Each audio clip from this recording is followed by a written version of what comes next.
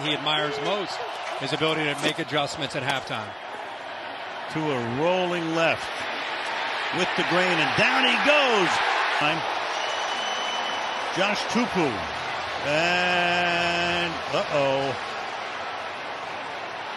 well, and of course the last thing the Dolphins wanted to see. I mean, last week it looked for all the world. Everybody thought head injury, concussion, passed the protocol, came back second half, led him to a victory. You're thinking about the back, the ankle, but he gets thrown to the ground. Again, wrenching that back, which was the issue last week. Yep. So they work on him.